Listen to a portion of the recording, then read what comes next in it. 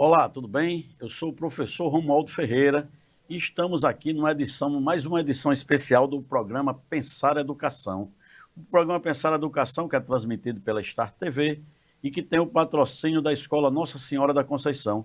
E que em sua edição especial agora do mês de janeiro, temos o prazer de conversarmos aqui, de bater um papo com o professor Cláudio Wagner, que é escritor, que é político, né? Gosta de escrever sobre história, sobre política. E ele vai se apresentar aqui para a gente e contar um pouco de suas narrativas em relação à educação de uma maneira geral. E no programa de hoje, em especial, nós iremos tratar de um tema que é polêmico, porém tem que ser conversado sempre, que é sobre os episódios do 8 de janeiro, né? O que ocorreu, suas consequências e o que isso implica na formação educacional do nosso povo, dos que lá estiveram, dos que assistiram e de nossa juventude, principalmente. Muito bem-vindo, professor Cláudio Bem, Wagner. Edinaldo, primeiro eu agradeço o convite, né? Da gente estar aqui nesse bate-papo sobre educação, um tema sempre muito importante. Desejar para você que está em casa aí que com certeza o seu ano novo, suas festas devem ter sido muito boa, que sua família esteja com saúde e que venha junto com a gente, que a gente vai ter um papo aqui muitíssimo agradável de super importância. Sua formação, professor? Eu sou formado em Ciência da Religião pela Universidade do Estado do Rio Grande do Norte, a UERN, e sou formado em História pela Universidade Federal do Rio Grande do Norte, além de ser especialista em metodologia da história e da geografia pela Alfa-América e especialista em educação ambiental e geografia do semiárido pelo IFRN, além de ter uma formação também em filosofia antiga. Ótimo, muito bom. Filosofia antiga nos remete sempre, né? É sempre um resgate na atualidade, ou seja, a gente fala filosofia antiga, mas a filosofia ela está sempre Atual, né? atual, sempre atual. Antiga é mais no sentido de, digamos, remetendo aos clássicos, né? Os Os fundadores ali fundadores do do pensamento. pensamento, principalmente esse pensamento ocidental, né? O pensamento que forma o Ocidente. Muito bem. Sócrates, Platão, Aristóteles. Mas, professor, o nosso tema hoje será para discutirmos a sua visão, né, em relação àqueles fatos ocorridos no 8 de janeiro, que foi um fato que foi desencadeado de um processo já anterior, né, algo que foi sendo projetado, mastigado, arquitetado para desembocar naquele 8 de janeiro, que foi tão bem elaborado, eu digo até assim, porque sair ônibus, caravanas, né, de pessoas preparadas e tudo isso tem acontecido sem que as informações fossem divulgadas pela mídia, né? Eu acho que isso me chamou a atenção desde então. Interessante, professor. Eu vou começar a minha análise, primeiro sem citar o nome, né? O nome, estou dizendo dos personagens em si, que todo mundo conhece, mas vamos imaginar o seguinte cenário.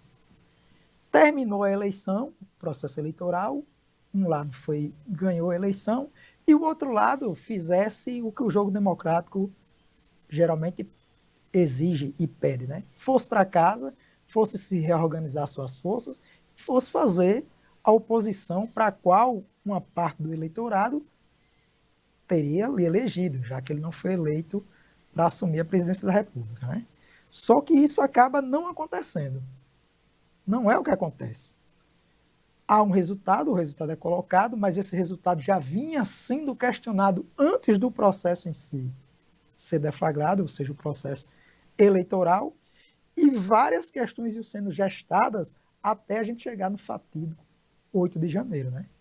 Que é aquela tentativa de subverter a ordem, de tomar o poder a partir, obviamente, das suas representações simbólicas, da destruição das sedes dos poderes e, dessa forma, instalar uma ditadura no país, né? É porque, de certa forma, eram tentar voltar ao passado do nosso país, né? Que os países da América Latina, de uma maneira geral, eles já têm esse costume, né? A gente que gosta de estudar, o colega que é professor de história também, sabe muito bem disso, que os países aqui da América Latina têm muito dessa questão de tomada de poder por golpes, né? E o Brasil, que já passou por isso, né? Passou por muitos anos, inclusive, que para algumas pessoas não era golpe, foi um poder institucionalizado por um grupo político, né? Mas tudo bem, cada um tem a sua visão, essa é o meu ver, e respeitamos, por sinal. No entanto, também tem que aprender a respeitar o ponto de vista daqueles que investigam, que pesquisam de uma forma diferente, né? E o que na prática a gente percebeu é que queriam reproduzir algo que já aconteceu em nosso país, né? A Sim. tomada do poder pela força, pela Inquisição. E quando a gente vê todo o processo que culmina com o 8 de janeiro, né?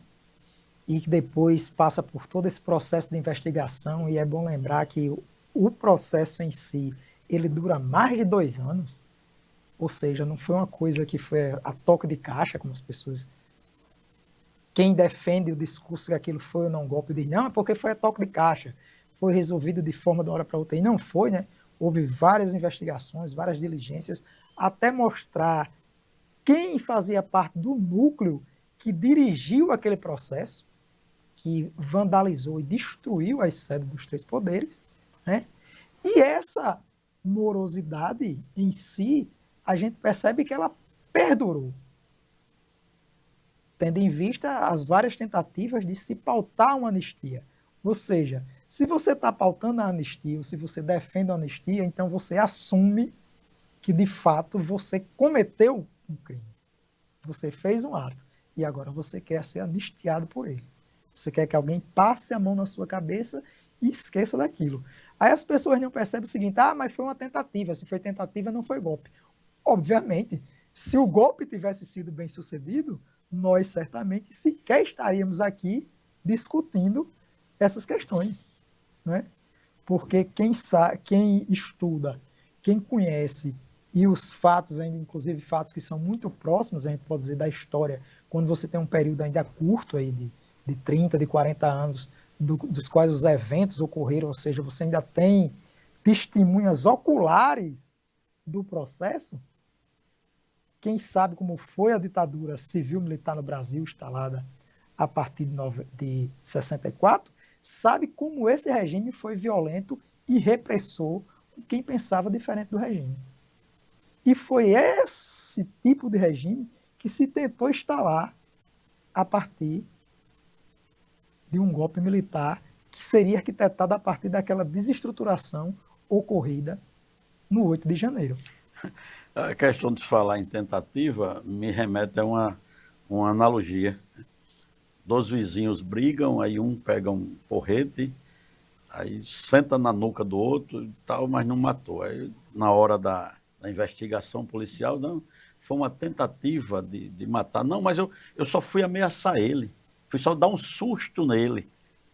É a justificativa do camarada, né? Fui só dar um susto nele, não tentei matar ele, não. O cara dá um porrete na nuca do camarada, não foi tentar matar. Ele foi só dar um susto. Exatamente. Portanto, fazendo uma comparação até, a gente vê por esse ângulo, né?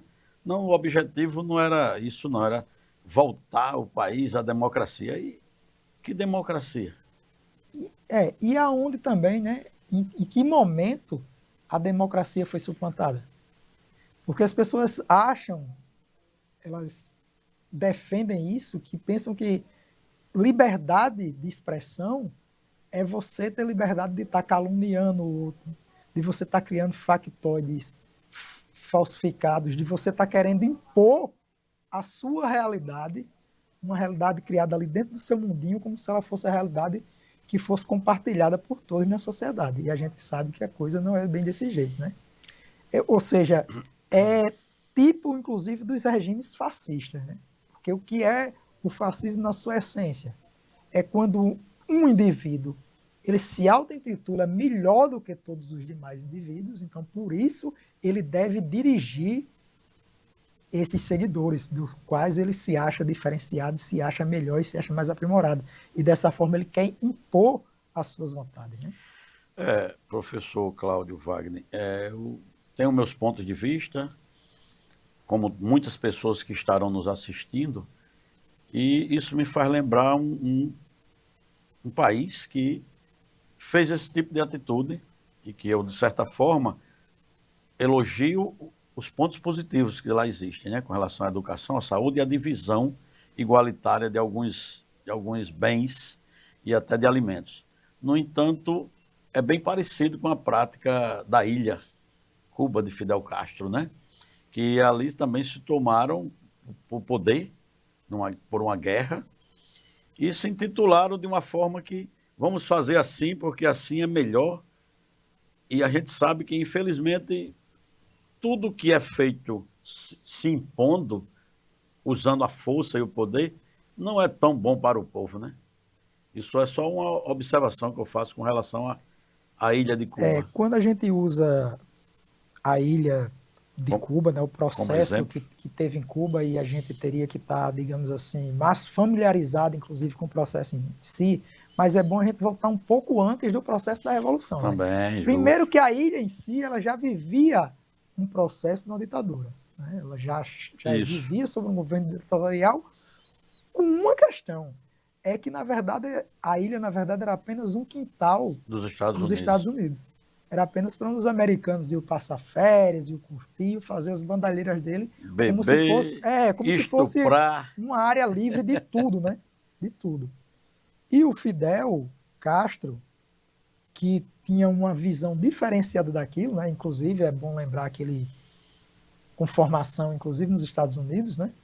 Quando ele volta para o seio do seu povo, obviamente junto com Guevara e outros, eles tinham aquela ideia, né, inspirada em outros processos revolucionários que também estavam acontecendo no mundo, de tomar o poder e modificar a configuração da ilha aonde se tivesse uma participação popular. É claro que a gente teria que estar lá para saber se essa participação popular se dá de fato, né?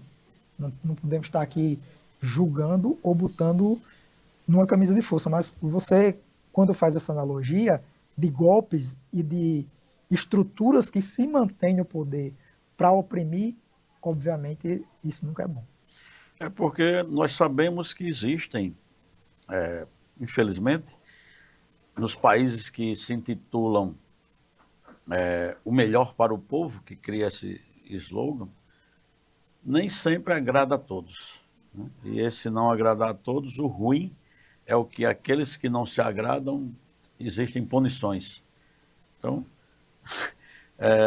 me fez lembrar um filme, eu acho que é 7 Dias no Tibete, onde a China comunista, né, na época, foi fazer uma visita ao pequeno sucessor dos monges, e ele disse que ele, enquanto criança, estava ali apenas como uma representação espiritual daquela religião, e que as coisas políticas eram decididas por um conselho e tinha um representante.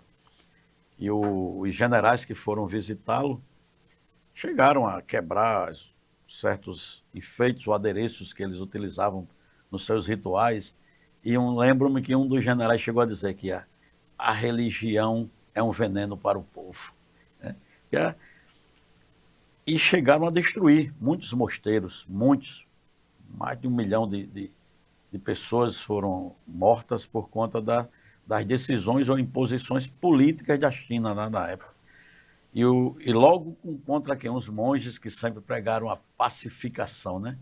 E isso me faz lembrar um projeto que até a gente tem uns vídeos com ela, um trabalho que é a psicóloga Valéria Laranjeiras aqui de Natal, que ela tem um projeto chamado Arquitetos da Paz, né? O objetivo desse projeto é que as pessoas comecem a ter mais empatia para com o outro. Hoje a gente vê pessoas discutindo no trânsito, numa fila, por nada. Ou seja, é como se a irritação, a doença da raiva que a gente vê que é transmitida de alguns seres animais para outros, estivesse impregnando nos seres sociais, humanos como nós, né? Infelizmente, é uma prática que eu acredito incomum, mas é uma prática. Então, a minha crítica, a minha observação é essa, é que, infelizmente, certas mudanças políticas e sociais sempre remetem a sofrimento de uma outra parcela da população. E eu uso muito a seguinte frase, que, para mim, a política sempre foi bela, a política sempre foi uma coisa muito interessante. Eu que também já ocupei mandatos políticos e sempre sendo oposição, costumo dizer o seguinte, para mim, a política é como se fosse um agrupamento de um pequeno clã, de um pequeno grupo, em detrimento da grande maioria. E ontem eu estive no congresso de um partido, do qual faço parte, e um cidadão que está na política há muitos anos, ele disse uma frase que eu achei interessante. Ele disse que a política é como uma casa com uma porta só. Só tem a porta de entrada. Ela não tem a porta de saída. Você entra com um objetivo, às vezes se contraria, se contradiz com os grupos que lá participam, mas por mais que você não esteja sem mandato, você não para de fazer política, porque nós, enquanto seres humanos, somos seres políticos, Sim, naturalmente. sim. E, portanto, essa analogia dele de que a política é uma casa com uma porta só, você entra e ali permanece, ou seja, não tem a porta de saída.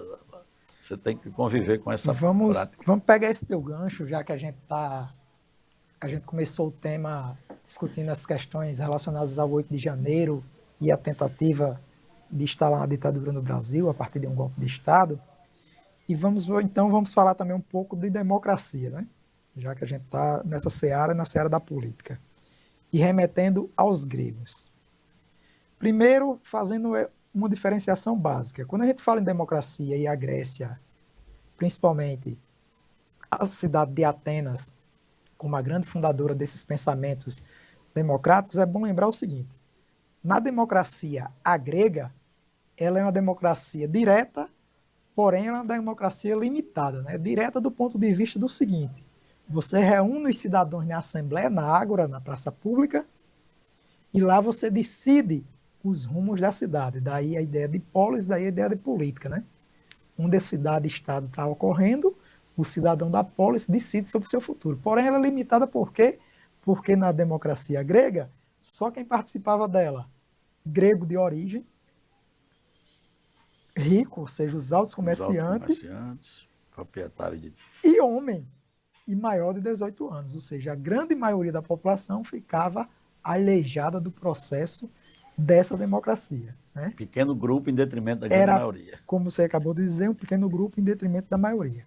Quando a gente vem para a nossa democracia, a nossa forma de pensar a democracia dentro da sociedade que a gente está inserida, a gente tem a democracia representativa. Você que foi parlamentar, você sabe muito bem disso. Você é eleito pelas pessoas para representar aquele pensamento dentro da Câmara, que faria o papel da ágora, né, que faria o papel da praça pública, onde o debate deve ocorrer e o diálogo para construções de quê? De bens que visem o benefício comum, o benefício da comunidade.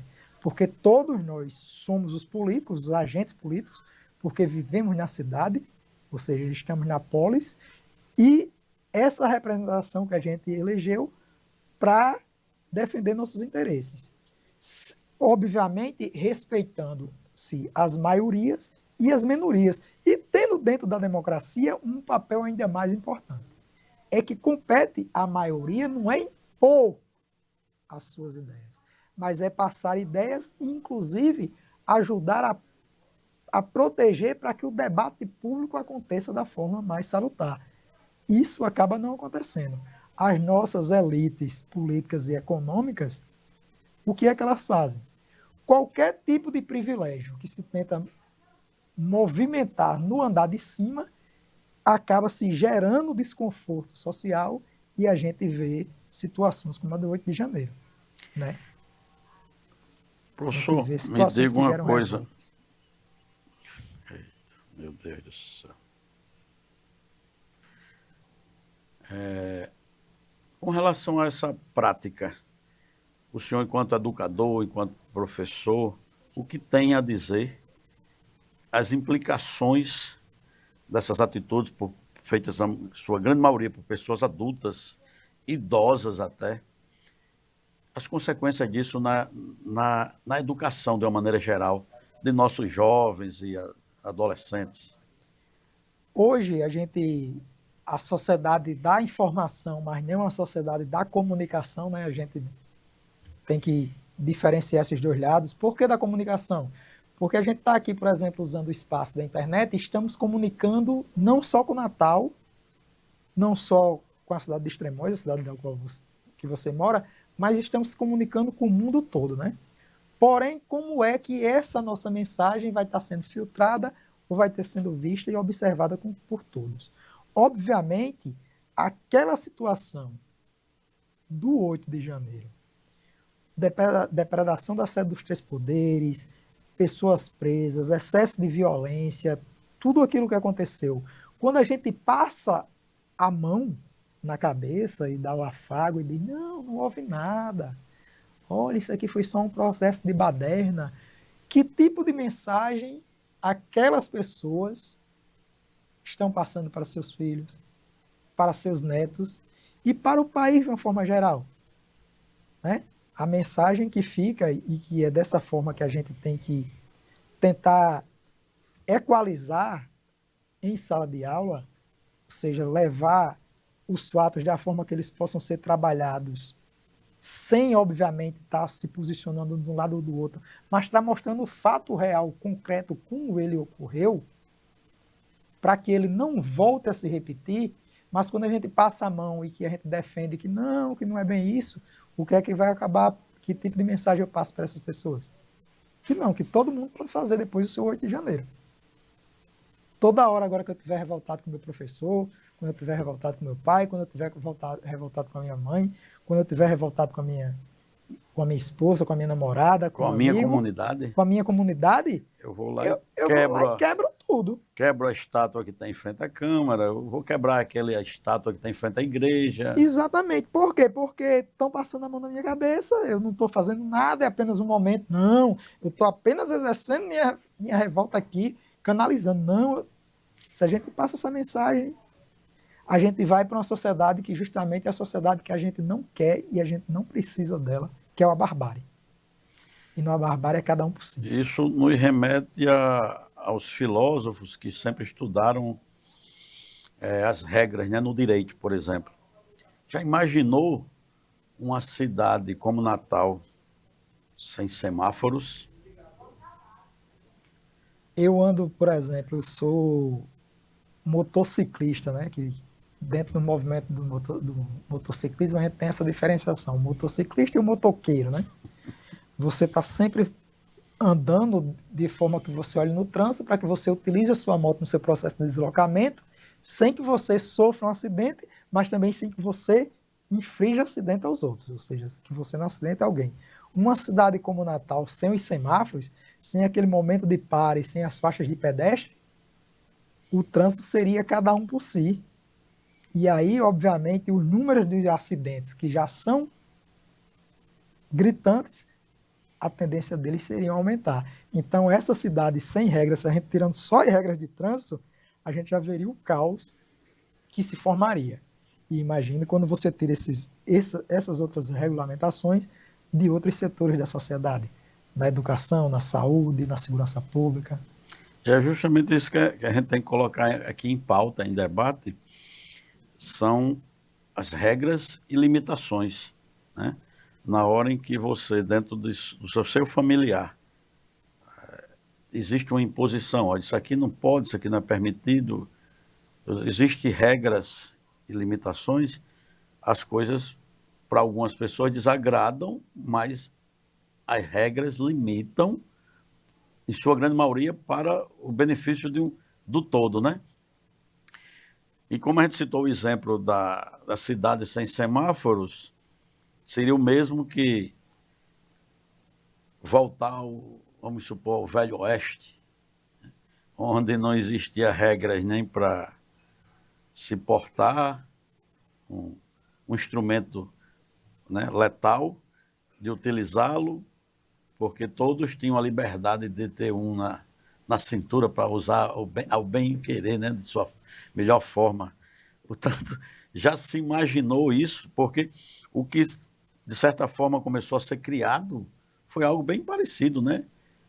Se estendendo, se esticando, e algumas pessoas fazendo até uso desse acesso, dessa liberdade, para terceirizar o repasse para outros, Sim. e deixando algumas instituições, eu posso chamar até de instituições, algumas organizações que antes eram impedidas, antes e hoje sempre, de ter acesso a esses bens,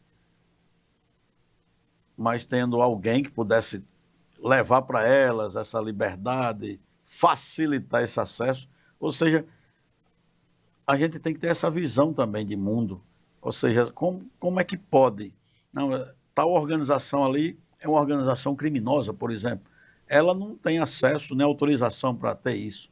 Não, mas aí, através de uma instituição ali que é para prática, brincadeira esportiva, eles adquirem e alguém repassa ou alguém deixa a brecha para que fulano ou beltrano vá lá e saqueie, roube, subtraia, e, com autorização ou não, né?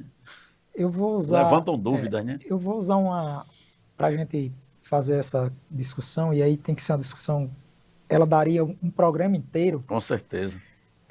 Primeiro é a gente pensar o seguinte: existe um Brasil para além dessa polarização esquerda e direita? Existe. Existe, sim. Esse Brasil, ele é menor ou é maior do que esses dois pensamentos? Ele é maior. Com Porque se ele não certeza. fosse maior, as pessoas estariam filiadas a um desses dois aspectos. E as pessoas não estão. Estou dizendo, a grande maioria Ainda bem, né? das pessoas não estão. No dia a dia, mesmo que as pessoas estão preocupadas, é como elas vão pagar suas contas, como elas vão criar seus filhos, como elas vão acessar os bens culturais, como elas vão chegar aos seus locais de trabalho. Isso é que no dia a dia, a maior parte das pessoas estão preocupadas. E quando a gente fala essa questão, e aí a gente, como é que cada indivíduo, ou a gente volta nessa sociedade sem leis e ao Velho Oeste, vamos falar a questão do armamento, certo? Como uma arma, como se ela fosse a garantia de lhe dar segurança. E quando a gente vai olhar os estudos, principalmente dos indicadores de segurança pública, é que quem está armado ele tem mais chance de acabar perdendo a vida numa realidade de um possível confronto do que quem não está, né? Isso é que acaba acontecendo, porque geralmente o indivíduo tem arma, mas ele não tem o mesmo treinamento, por exemplo, de um operador da segurança pública, como um policial, como um guarda municipal, essas pessoas que trabalham nessa Ativamente área, ali sendo que estão capacitadas, ativamente né? capacitadas para portar uma arma. Depois, a população, de uma forma geral, ganhando um salário mínimo, e quando a gente vai olhar o preço de qualquer armamento, as armas, digamos, as mais acessíveis aí entre seus 10, de 5 mil a 10 mil reais, isso quer dizer que está fora da realidade do cara que ganha o salário mínimo. Então, esse cara ele não vai ter, se essa arma dessa segurança a ele, esse cara não vai ter essa segurança, né? Depois, como a gente falou muito bem aqui, às vezes uma simples discussão de trânsito, porque um cara está armado, o cara vai, puxou, matou o outro, perdeu toda a realidade. Ou então, a gente pode usar um exemplo concreto. Esse como exemplo concreto. O cara sai para ir à academia, bombadão, classe média, num carrão, encontra trabalhadores da limpeza urbana que estão fazendo o seu serviço. Porque o carro, em alguns segundos, estava impedindo o direito daquele cidadão que se acha melhor do que o outro, o que é que ele faz? Saca uma arma e ceifa a vida de um pai de família. Né? E essa é a realidade nua e crua quando a gente fala desse tipo de situação. Então, o que a gente precisa, e você tinha colocado muito bem, é essa de ser empático com o outro. Né? Arquitetura de paz. E a empatia, ou nessa arquitetura de paz, primeiro, não é que eu vou me colocar no lugar do outro porque eu vou viver a mesma coisa. Não. Cada um também está vivendo aquela realidade na qual ele está inserida, mas é se colocar no lugar do outro para saber se aquilo que eu quero fazer com o outro, eu gostaria de que estivessem fazendo comigo. Né? É uma pergunta básica, eu acho que a gente aprendeu em casa ainda com nossos pais, com nossos avós. Ah, você bateu no seu irmão, você discutiu, você gostaria que fosse seu irmão que tivesse batido em você? Né? Quem não ouviu isso, esse tipo de conselho de um pai ou de um avô? Né? Ah, porque na escola eu distratei o meu colega. Aí o seu pai consciente na sua casa conversando com você, você gostaria que fosse ele que tivesse distratado? Então, se colocar no lugar do outro e criar essa arquitetura de paz, né, dessa empatia, é saber, eu não posso infligir ao outro aquilo que eu não quero que inflija para mim. Vamos pegar uma área, também da minha área de estudo, dentro das religiões, certo? O indivíduo, ele é da Umbanda, certo? Aí ele passou aquele momento lá que ele fez os preceitos dele até receber o santo. Durante todos aqueles momentos, ele está submetido a várias regras que são da religião dele. Estabelecidas. Certo? Porém, ele, assim como no indivíduo de nenhuma outra religião, pode me impor as regras dele.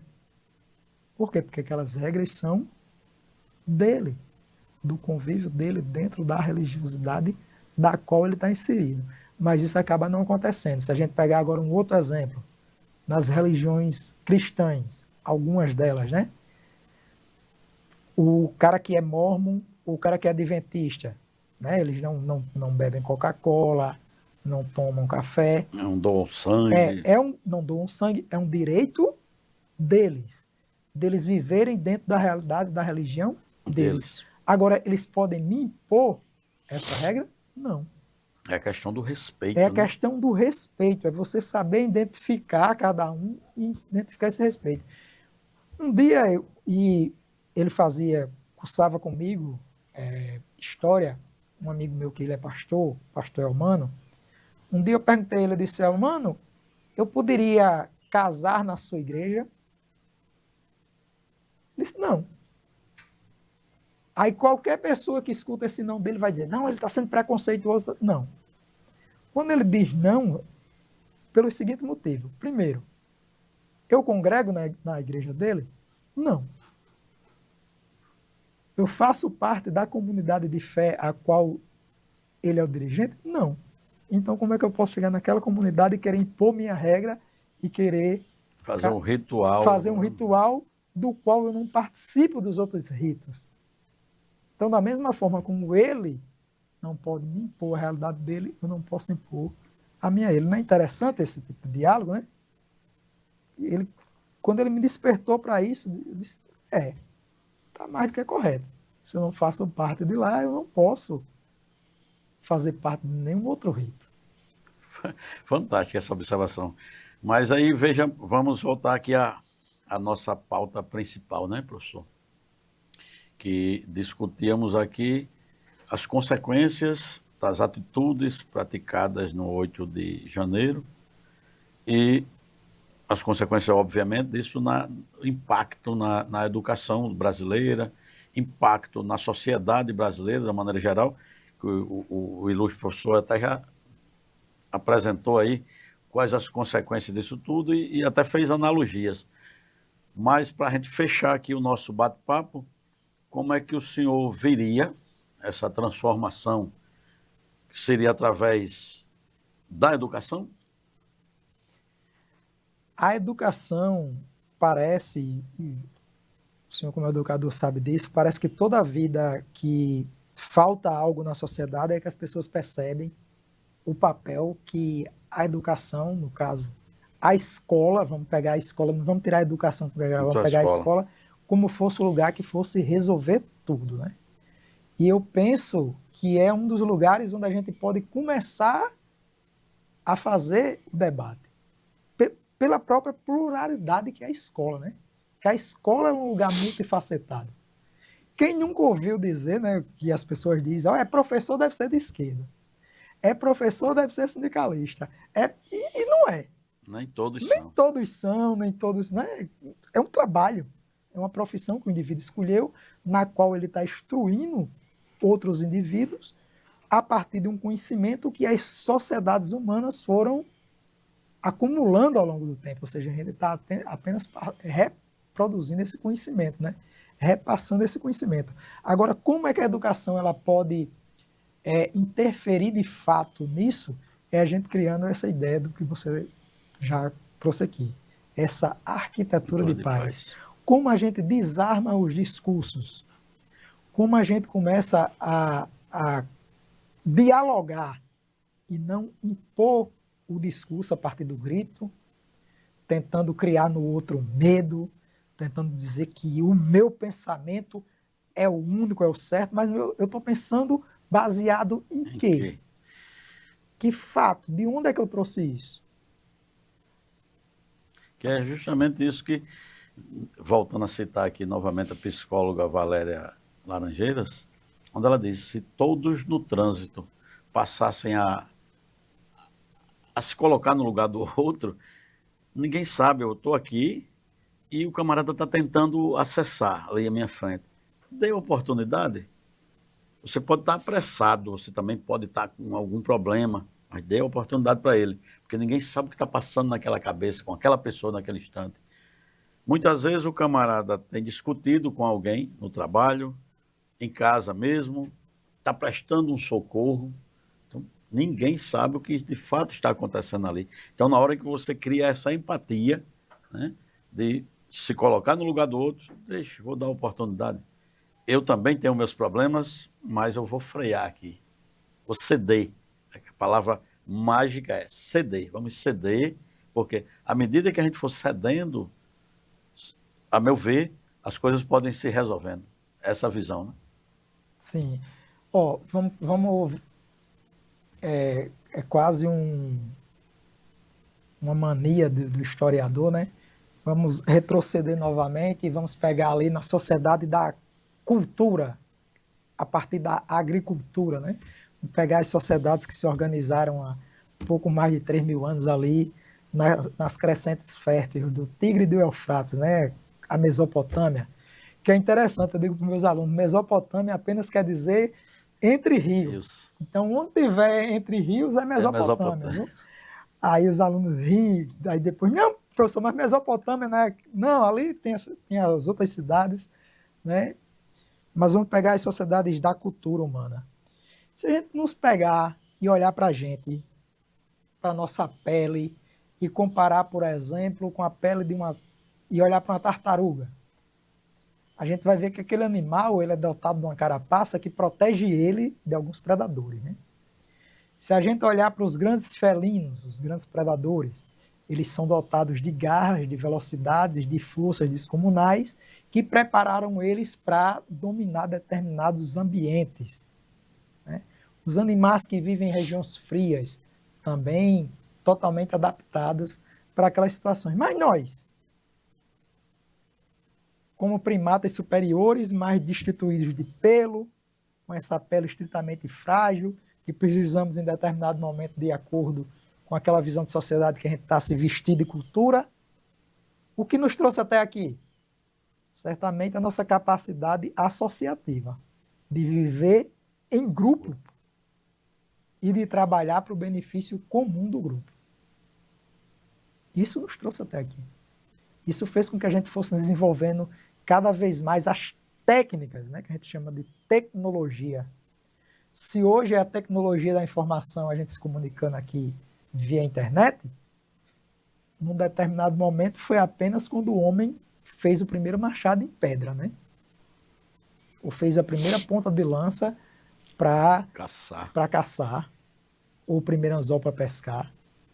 As técnicas, as tecnologias, é a gente ampliando o nosso corpo humano, mas ampliando em qual sentido? Sempre no sentido de grupo. Para que nós, os seres, quando a gente olha do ponto de vista da biologia em relação aos outros, os mais frágeis, mas conseguimos habitar todos os biomas do planeta. Enquanto determinados organismos, determinados animais, são limitados, só vivem em determinados espaços. Mas isso o quê? A partir da cultura, vindo da agricultura, e a partir das nossas capacidades associativas e de ir transformando a realidade ao nosso entorno. Fantástico. Professor, gostaria que, para finalizarmos, desse as suas últimas palavras, quero antecipadamente agradecê-lo, né? Desejar a todos que esse ano de 2026 seja repleto de muita saúde, porque o planeta com saúde é um planeta rico, né? Que, portanto, professor, além de sua fala final, sua mensagem, deixou uma mensagem, indique também para que nossos telespectadores um livro, né? Uma leitura de um livro que sirva de exemplo. Um livro que sirva de exemplo, né? Eu me preocupo muito como educador dessa necessidade de a gente exemplificar, né? Mas eu sei que acaba sendo necessário até para as pessoas não, para a gente não reproduzir determinadas rotinas. E eu podia falar de um livro que falasse de história, né? Mas eu vou pegar um livro de literatura, mas que se a gente lê aquele livro e a gente for entendendo os meandros daquele tipo de formação, a gente entende, inclusive, um pouco do nosso Brasil. É Os Brusundangas, do autor Lima Barreto. Brusundangas, de Lima Barreto. Brusundangas, de Lima Barreto. Eu Fantástico. indico esse livro, porque a gente vai ver de uma forma